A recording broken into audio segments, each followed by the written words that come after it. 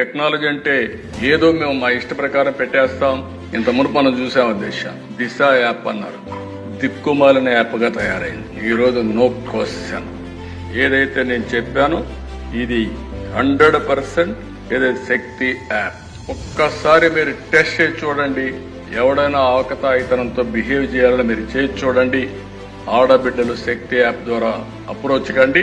Approach అయిన తర్వాత 100% action తీసుకునే బాధ్యత ఈ ప్రభుత్వాన్ని చెప్తున్నారు. ఒకసారి తెలియజేస్తున్నారు.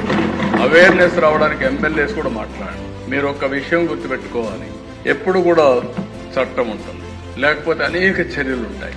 కానీ ప్రజల్లో చైతన్యం లేకపోతే మన చట్టాలన్నీ కూడా ఎవరూ ఉపయోగించుకోలేని పరిస్థితి వస్తుంది. ఇప్పుడు కూడా టెక్నాలజీ కూడా అంతే.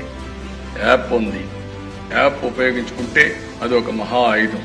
ఆ శక్తి యాప్ను ఉపయోగించుకోకపోతే మళ్లీ యాజ్ ఇట్ ఈజ్ గా జరిగే పరిస్థితి వస్తుంది. అందుకే ప్రతి ఒక్క ఆడబిడ్డని ఎడ్యుకేట్ చేయండి. ఆడబిడ్డకు రక్షణగా శక్తి యాప్ ఉంటుంది. దీన్ని పూర్తిగా ఉపయోగించుకునే బాధ్యత ఆడబిడ్డలది. వాళ్ళల్లో చైతన్యం తీసుకొచ్చే బాధ్యత ఇక్కడుండే ఎమ్మెల్యేలది.